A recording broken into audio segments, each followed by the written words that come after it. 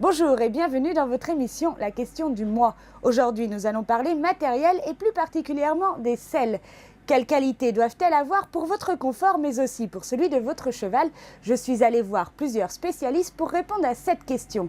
Mais avant, petit tour des cavaliers internationaux pour savoir comment eux choisissent leurs selles. Ça, c'est quand même un des outils très importants de travail pour nous. On est tous les jours dedans et les chevaux l'ont tous les jours sur le dos. Donc si on n'a pas une bonne selle, c'est pas bon. De temps en temps, j'essaye un modèle qui change un petit peu. Ce sont surtout les selliers qui changent un petit peu leur modèle. Et j'essaie toujours d'essayer un petit peu ce qui ressort, de voir comment je suis installé dedans. Mais c'est vrai qu'en général, je reviens toujours au modèle dont j'ai toujours eu l'habitude de monter, un modèle assez plat. Et c'est vraiment le modèle, pour moi, en tout cas personnellement, qui me convient le mieux. Ma selle d'obstacle, c'est aussi un peu ma selle de tous les jours. Donc c'est vrai que j'aime bien que je sois vraiment bien dedans.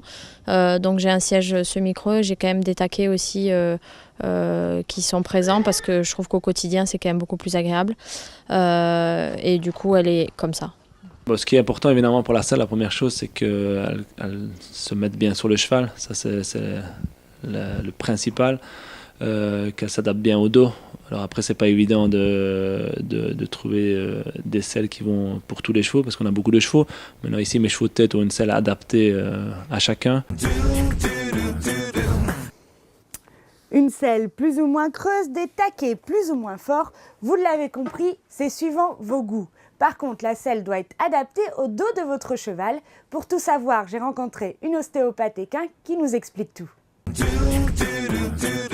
Valérie, bonjour. De votre point de vue, comment se place une selle et qu'est-ce qui est important que la selle ait pour qu'elle ne fasse pas mal au dos du cheval?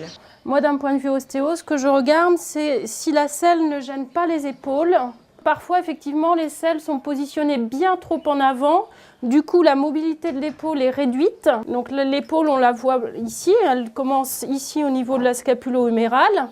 On peut vraiment facilement la dessiner. Donc si la selle est trop en avant, la possibilité de la scapula est d'autant plus réduite. Et ça fait des blocages. On a des chevaux qui sont très sensibles du garrot, par exemple. Il faut savoir que la colonne du cheval a une forme un petit peu en ondulation comme ça. Et c'est la 13e vertèbre qui est la plus droite. C'est celle qui, en fait, inverse la courbure. Et c'est normalement sur cette vertèbre que le cavalier doit être positionné. Déjà, il faut qu'une selle s'évalue toute seule. C'est-à-dire qu'on pose la selle sur le dos du cheval, il faut qu'elle convienne sans artifice, sans le tapis de selle, sans amortisseur, sans rien. Donc on la positionne plutôt un peu devant pour pouvoir après la faire glisser. Et une fois qu'elle est à sa place, elle ne bouge plus là, elle ne recule pas, elle n'avance pas. Là, la selle passe devant notre épaule. Donc là, la selle, c'est bien. On regarde aussi que toute la colonne soit bien dégagée. Il n'est pas question d'avoir une pression, par exemple une selle qui viendrait trop en appui sur une vertèbre. Ça, c'est pas bien du tout. Là, voilà, elle repose, toute la partie de la selle, la matelassure repose bien sur le corps du cheval. Donc pour moi, cette selle est adaptée à la morphologie de cette jument. Alors la sangle, elle, lorsqu'on positionne la selle, déjà on doit avoir ici les sanglons qui sont bien perpendiculaires au sol. Si on a par exemple des sanglons qui sont comme ça ou comme ça, c'est qu'il y a un problème. Donc normalement, une selle, si elle convient, a juste besoin d'un petit tapis, pas très épais, de façon à protéger la selle des salissures éventuelles du cheval de la transpiration.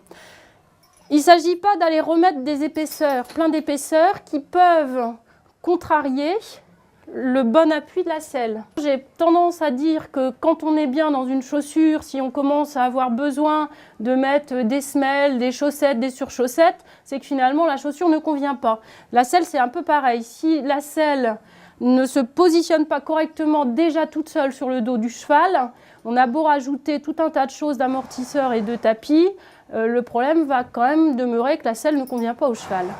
Merci beaucoup. Mais je vous en prie.